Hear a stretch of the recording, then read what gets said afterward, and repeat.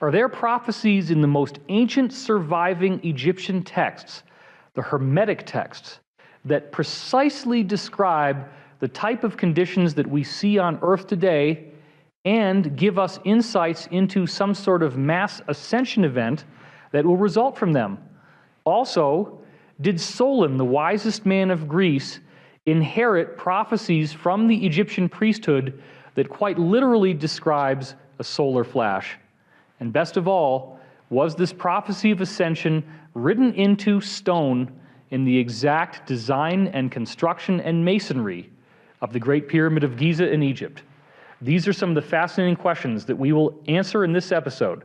The subject of Egyptian prophecy has gotten really interesting since the 1990s with the advent of the scholarship of Robert Bauval, John Anthony West, and Graham Hancock, all of whom, by the way, I have interviewed, and you can watch those interviews in our other show that I was in here on Gaia called Disclosure. I highly recommend that as a context for what I'm about to discuss right now, because I was there when that Robert Bauval book came out called The Orion Mystery that changed everything, where he presented a hypothesis about the idea that the three pyramids of Egypt, the central focus of everything, were in fact in the same positions, and their sizes correspond to the magnitudes of the three stars in the belt of the constellation Orion.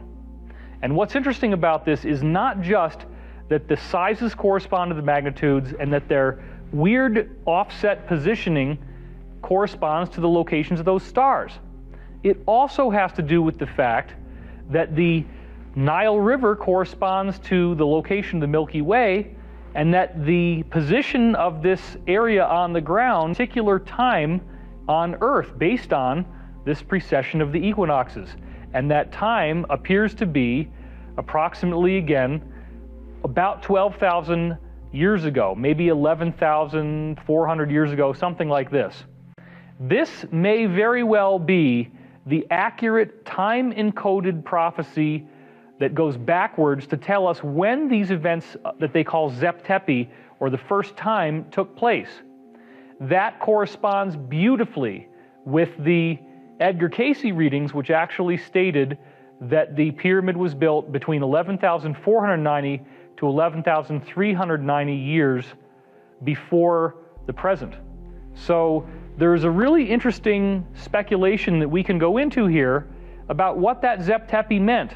What was that time where these gods were walking on earth? Because the Egyptian hieroglyphics and the paintings that we have surviving are clearly describing a host of unusual beings.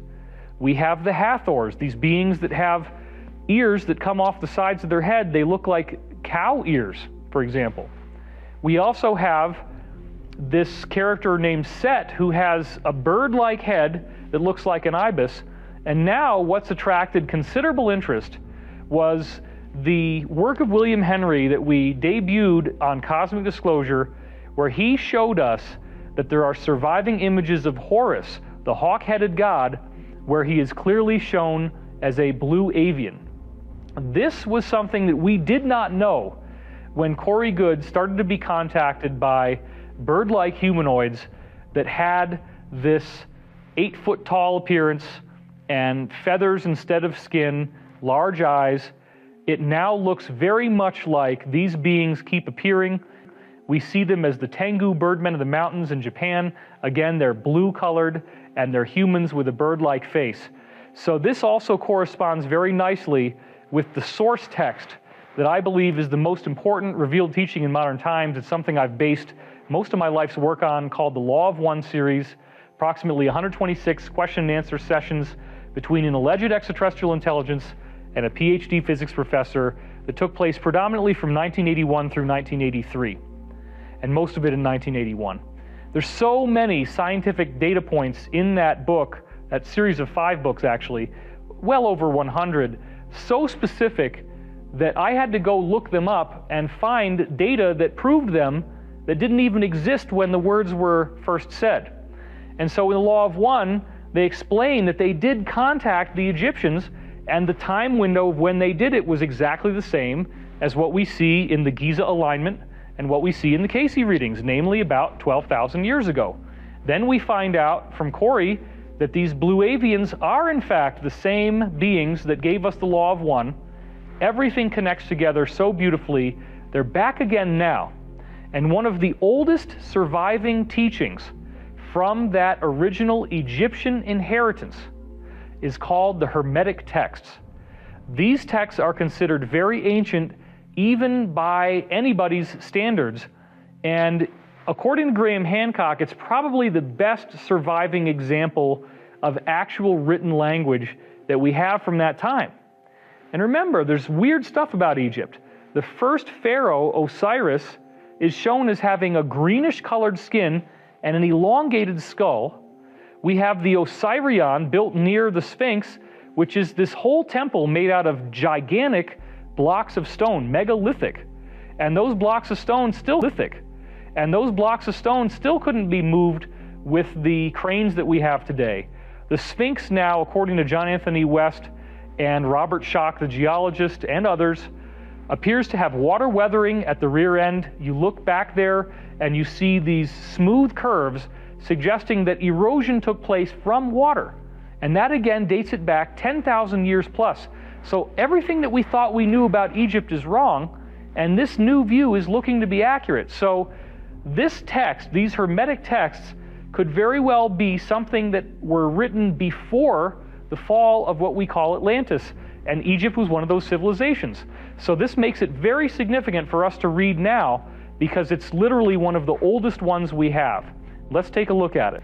This text that we're going to be reading from is called Asclepius's Lament. It is one of the Hermetic texts, and you're going to see here a little bit of speculation on the dating of the text as quoted from the book Thrice Greatest Hermes by G.R.S. Mead in 1906, where it says, "It is impossible to base upon it any certain conclusions as to the date of the original, nor its precise worth in the history of religion," meaning that it is priceless in the history of religion. It's actually of extreme significance.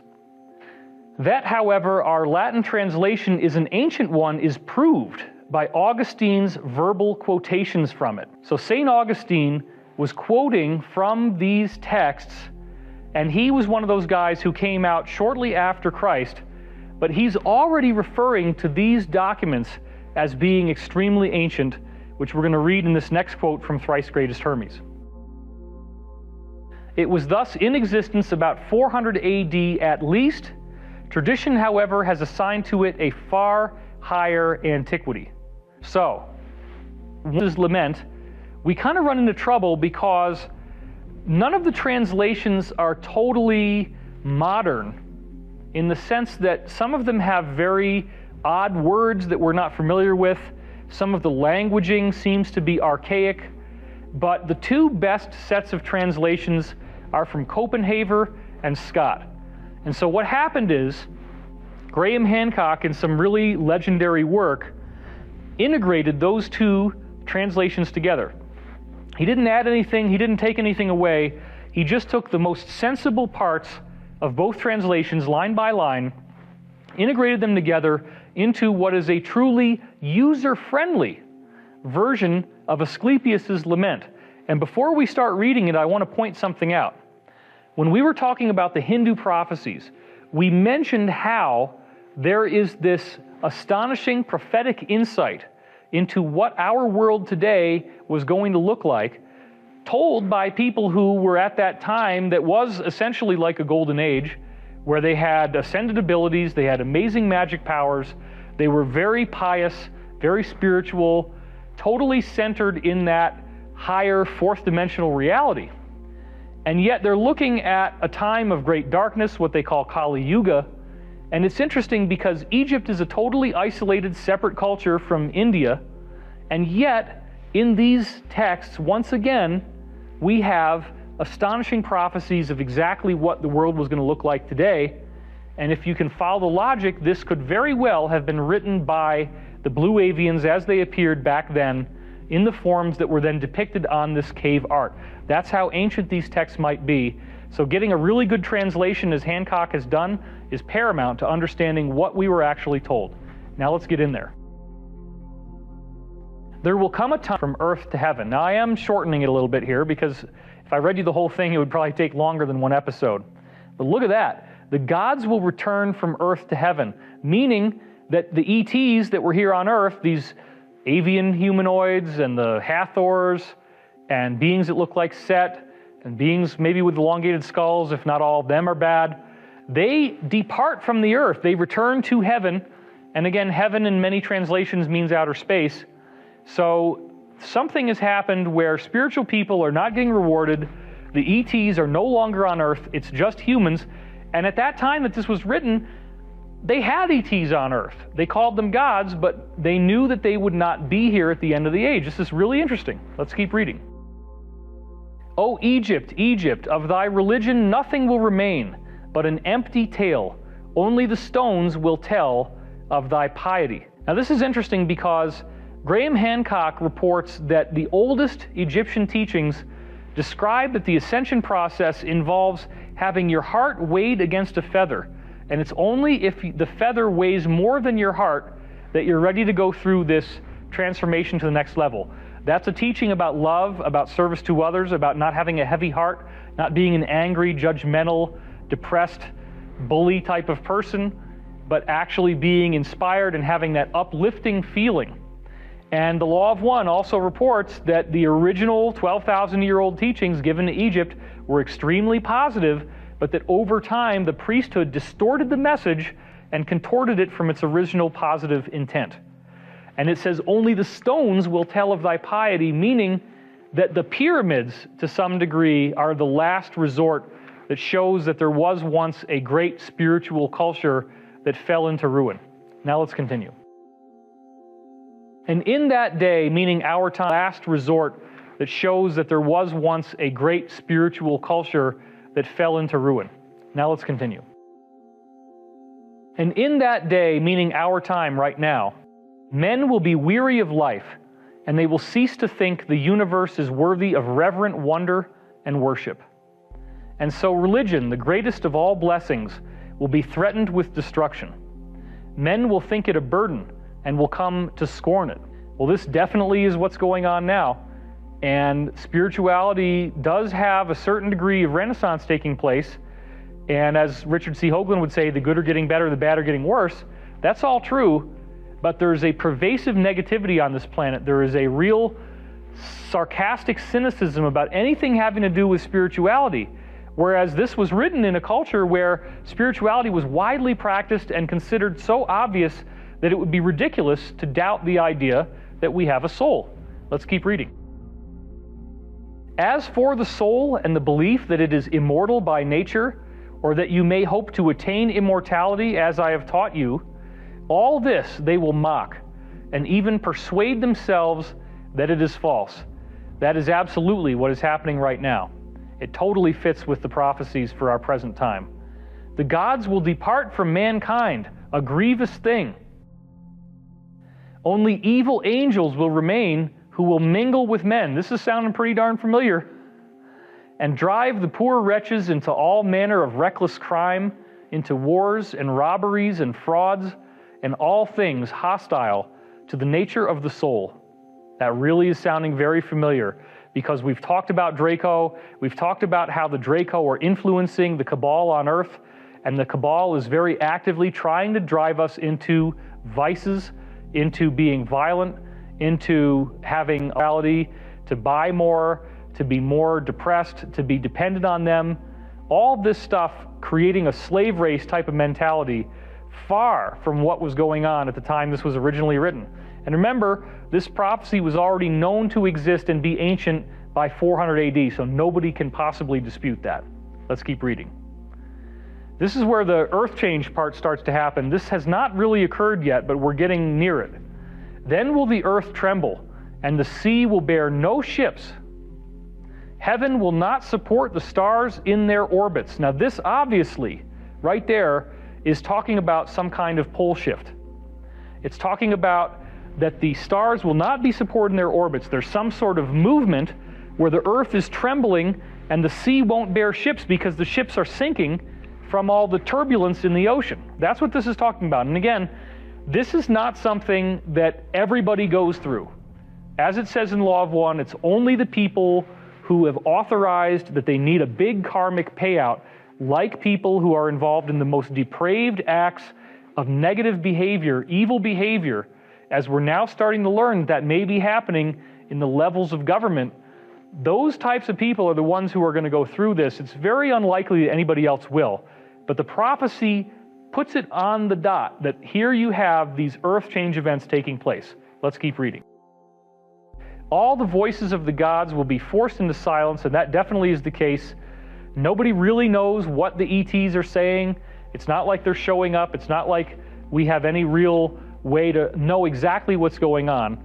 We only get little bits and pieces of information. We have to kind of make our own conclusions. Let's continue. The fruits of the earth will rot. This is about droughts and that kind of thing. The soil will turn barren, and the very air will sicken with sullen stagnation. Will turn barren, and the very air will sicken with sullen stagnation. All things will be disordered and awry. All good will disappear. Sounds pretty bleak, but that's how they look at it where we are now from where they were. But when all of this has befallen Asclepius, then God, the creator of all things, will call back to the right path those who have gone astray. He will cleanse the world of evil, washing it away with floods, burning it out with the fiercest fire, and expelling it with war and pestilence. Now this is interesting because the burning out with the fiercest fire is a reference to the solar flash. It is the fire from the sun. This fiery release of energy from the sun, which does create what is a purifying type of experience, where, again, there's a cosmic rescue plan. You don't go through this in physical form. You get rescued unless you're a really wicked person. But in the process of this rescue plan, you're also going through an ascension, some kind of transformation of what it actually means to be human. That's the underlying nature of what these prophecies are saying. It's really fascinating. So let's keep going. And thus will the Creator bring back this world to its former aspect, so that the cosmos will once more be deemed worthy of worship and wondering reverence. Such is the new birth of the cosmos. It is a making again of all things good, a holy and awe-inspiring restoration of all nature, and it is wrought inside the process of time by the eternal will of the Creator. So isn't this interesting? A holy and awe-inspiring restoration of all nature. That really does correspond with what everybody else is saying.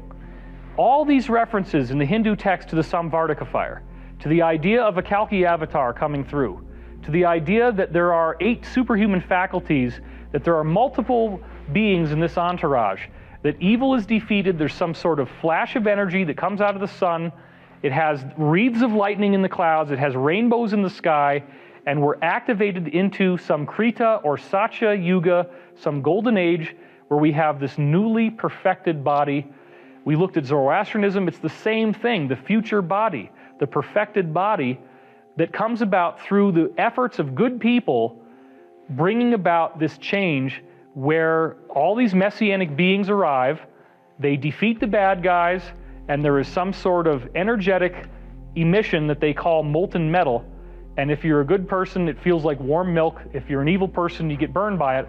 Now we have this Egyptian prophecy saying the same thing, an awe-inspiring restoration of all nature involving the burning of fierce fire, and it says it's wrought inside the process of time. And I really geeked out on that statement in my first book, Source Field Investigations, because I believe the process of time is like a bunch of gears. Imagine now that you're looking at the interior of a watch, and you're watching these gears spinning. And you see that some gears are smaller and they spin much faster. Other gears are larger and they spin slower. What if the cycles of time actually work this way? What if there are cycles within cycles and they are all interdependent upon one another? And what if this 25,920 year cycle would be like the master gear that spins everything else? And it takes 25,920 years for all of this to complete itself. Wouldn't that be a good analogy to call it the process of time? And isn't it interesting that they say at the end of this process of time, is this awe-inspiring restoration to a much more recent text that comes our way not from the Egyptians directly, but from the Greeks through none other than Plato, who actually wrote the Timaeus and Critias based upon the testimony of Solon, the wisest man in all of Greece, who was lucky enough to get direct entrance into the Egyptian priesthood. Now, I want to be clear on something. The Law of One does state that the Egyptian priesthood had fallen into disrepute. These beings with the elongated skulls that were there in Egypt are the pre-Adamites. They are the precursors to the Cabal. They merged with Rome when Rome invaded and overtook Egypt. So what we have is a surviving text from Plato, the Timaeus and Critias, based upon the testimony of Solon, who was the wisest man in Greece, and Solon was able to gain entry into the Egyptian priesthood in order to hear their highest level teachings. Now, I want to be clear on something. The Egyptian priesthood were pre-Adamites. They had the elongated skulls, and the Law of One material says that they had fallen far astray from their original positive teachings, including the fact that they were apparently practicing human sacrifices. The Romans invaded Egypt, absorbed that pre-Adamite culture, took the Library of Alexandria, brought it in the Vatican Library. These guys in the Vatican have the mitre hats concealing the elongated skulls because some of those people in the Egyptian priestly caste with elongated skulls were still around. And so don't necessarily think that everything Egyptian is good.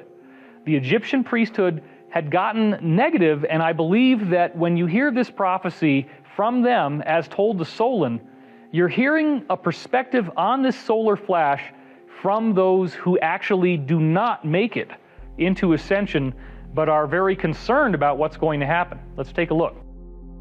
Into Ascension, but are very concerned about what's going to happen. Let's take a look.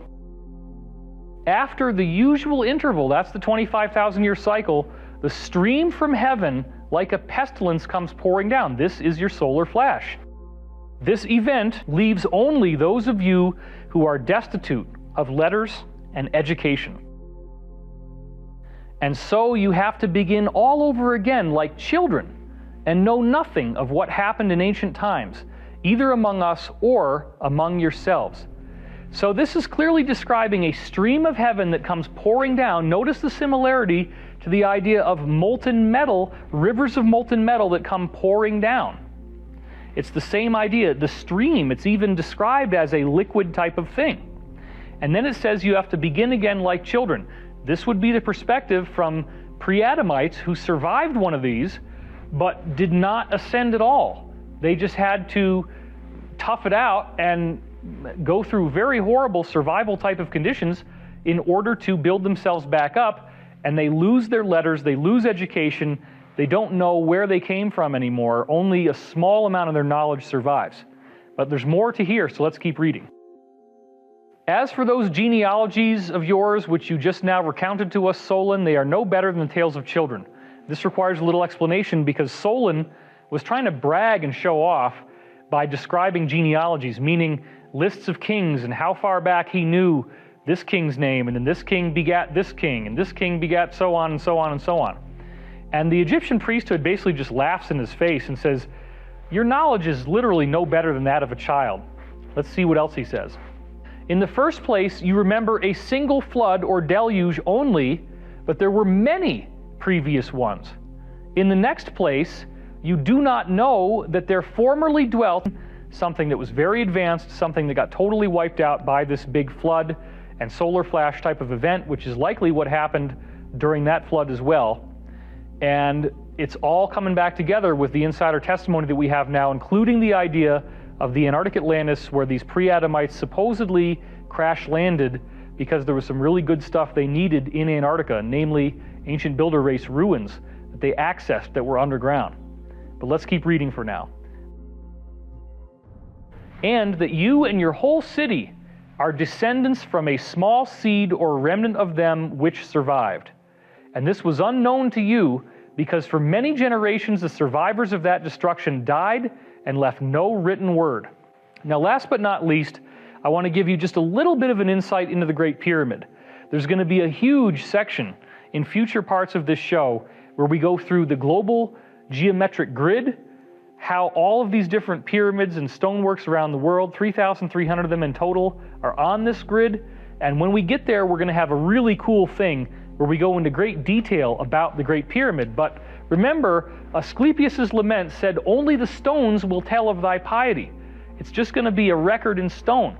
So we have the Great Pyramid, and here is your seal on the obverse side of the Great Seal of the United States, which clearly has the pyramid with the all-seeing eye at the top. Now this is very interesting because it does suggest powerful esoteric knowledge. Look at this symbol for a second and think about the idea that in fact the pyramid as it exists now does have a flat top. This is very important because in Egyptian numerology you want to count the base, the top, and the four sides to get the number 6. And the number 6 in Egyptian numerology has a very specific meaning. It means imperfection and evil. To get the number 6, and the number 6 in Egyptian numerology has a very specific meaning. It means imperfection and evil. So once you put a capstone on top of the pyramid, you no longer have a side on the top. You no longer have flatness. You just have four sides that go up to a point and it terminates. That means that you've gone from an object with 6 sides to an object that now only has 5.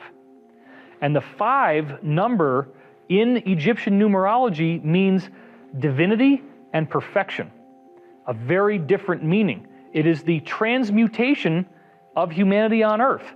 We've talked at length about the idea that the all-seeing eye is the third eye, like the pineal gland in the brain. And I'm going to have a whole big thing on the pineal gland in future episodes as well. And the idea that there's some sort of pineal activation that gives us these ascended abilities, activating this stargate in our brain.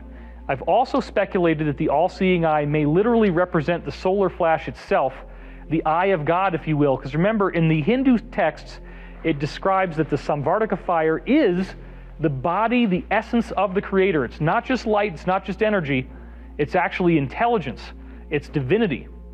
And the other thing, just to give you a little brief glimpse of what's going on with the pyramid, is that when you go into the king's chamber, you see this granite sarcophagus. And the granite sarcophagus originally was very precisely geometric, only now when you go in there, a lot of people chipped off pieces from it, so there's a whole side of it that has been worn off. One of the corners has been worn off. But this is interesting because that sarcophagus does not have a lid, and there's nothing in it. So this is a very powerful symbolic message, similar to the missing capstone, which when it gets put on, the pyramid is perfected and it goes from a 6 to a 5. The idea of an opening that does not have any ability to die. We are immortal beings. That is the presumed meaning of this. And lastly, as I said in the Ascension Mysteries, there is a stunning complementarity between the exact dimensions of the granite sarcophagus inside this king's chamber and the Ark of the Covenant as explained in the Old Testament. The exact measurements are the same. Now, why do I think that's significant? It's because the pyramid was sealed off. There was no way to get into the king's chamber. It wasn't until Caliph al-Mamun broke in there in the mid-800s AD that we started to know what we were actually going to find inside. So how the heck could they have known this in the Old Testament? This again suggests that the same people who built the pyramid came back to make corrections after their original religion had gotten totally damaged by the Egyptian priesthood. And they left that as a calling card to make a linkage point between what they were now doing and what they tried to do before. These are just some of the many amazing, amazing things that show the pyramid as being a direct prophecy of a mass ascension event, and that is coming up in later episodes. The thing I want you to take away from in this episode is the idea that we have the Hermetic texts describing an awe-inspiring restoration of all nature. We have the Egyptian priesthood describing a clear type of solar flash, and we also have the pyramid, which definitely appears to be giving us some sort of ascension prophecy that even was so important that it was put right onto the dollar bill.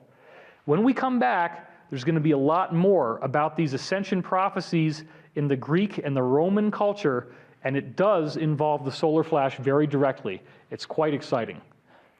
All right, that's all the time we have for in this episode. It's really fascinating stuff, especially when you see a prophecy in stone. I'm David Wilcock, bringing you the information you need to know that will set you free. Thanks for watching.